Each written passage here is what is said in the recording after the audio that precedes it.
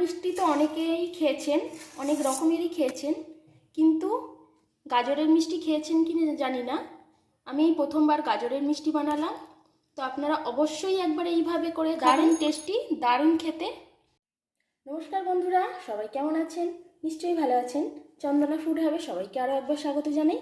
তো বন্ধুরা, আজকে আমি গাজরের একরকম সুন্দর সন্দেশ বানাবো। তো তার জন্য এখানে আমি 250 গ্রাম গাজর নিয়ে নিয়েছি, 50 গ্রাম গুঁড়ো দুধ নিয়ে নিয়েছি, আর গার্নিশের জন্য কিছু কিশমিশ আর কাজু নিয়েছি, আর 4টে এলাচ নিয়ে নিয়েছি। আর এখানে আরও 1 প্যাকেট দুধ নিয়ে নিয়েছি, এটা পরে আমি দেব। প্রথমে আমি গাজরটাকে ছাড়িয়ে নেব। গাজরের মধ্যে এমনিতে কিছুই থাকে না, কিন্তু এই অল্প অল্প শিকড় থাকে, তাই গাজরটাকে একটু পরিষ্কার করে নেওয়াই ভালো। তো গাজরগুলোকে আমি পরিষ্কার করে নিয়েছি, এবার আমি এগুলো ছোট ছোট করে কেটে নেব।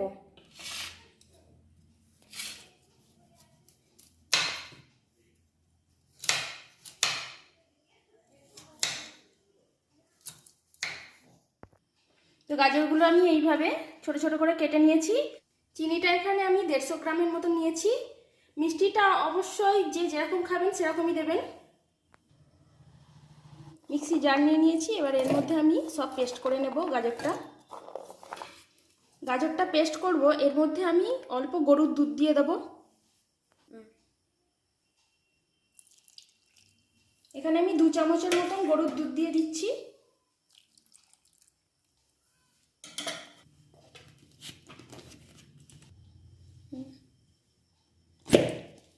গাজরটা পেস্ট করা হয়ে গেছে,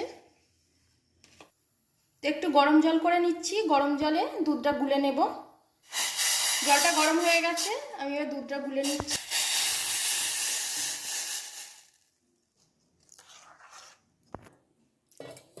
এখানে মোট আমি 2 কাপের মতন জল দিয়েছি।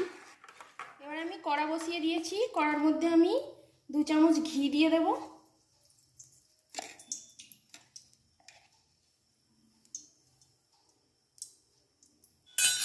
এবারে গাজরের পেস্টটা দিয়ে দিচ্ছি ঘিয়ের মধ্যে।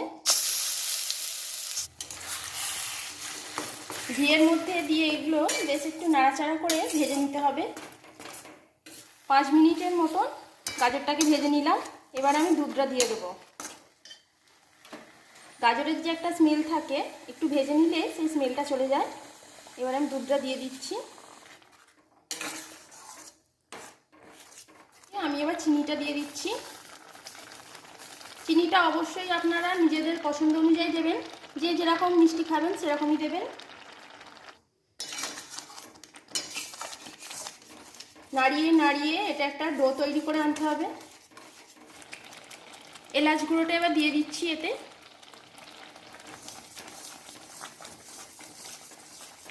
আমরা সাধারণত ছানার মিষ্টি তৈরি করি, এটা কিন্তু গাজরের মিষ্টি।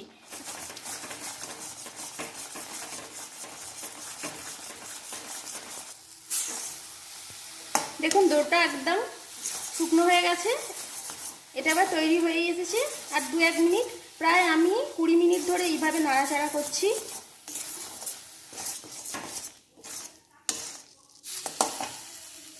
এবার আমি যে শুকনো আমুল দুধের প্যাকেটটা রেখে দিয়েছিলাম, ওটা আমি এর মধ্যে এবার দিয়ে দিচ্ছি।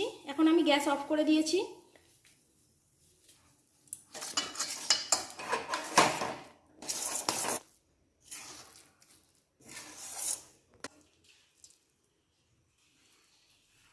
এটা নাবিয়ে আমি এখন ঠান্ডা করে নেব।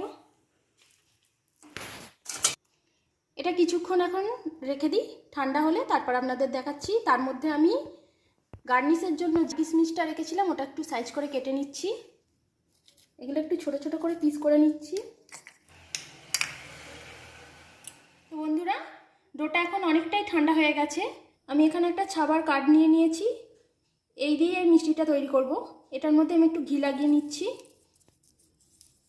এবারে এ থেকে ছোট ছোট করে আমি বল করে নিচ্ছি এইভাবে।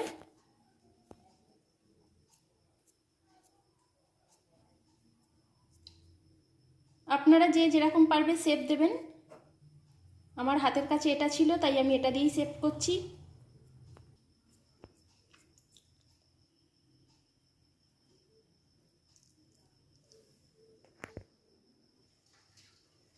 একটা কাজু দিলাম আর একটু কিশমিশ দিলাম, এইভাবে নিয়ে করতে পারেন। এর ভিতরেই কাজু আর কিশমিশটা দিয়েও কিন্তু হয়ে যাবে। এইভাবে দিয়ে দিলাম। আপনারা যদি এটা শক্ত খেতে চান তাহলে 2-1 ঘন্টা ফ্রিজে রেখে দিলেই কিন্তু ডোটা পুরোপুরি শক্ত হয়ে যাবে। এখন তো অনেকটাই নরম।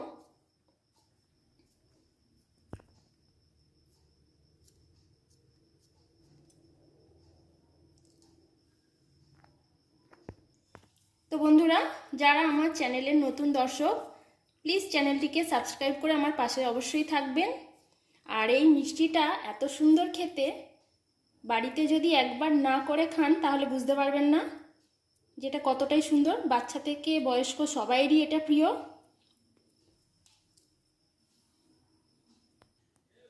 তো বন্ধুরা, ছানার মিষ্টি তো অনেকেই খেয়েছেন, অনেক রকমেরই খেয়েছেন, কিন্তু গাজরের মিষ্টি খেয়েছেন কি না জানি না।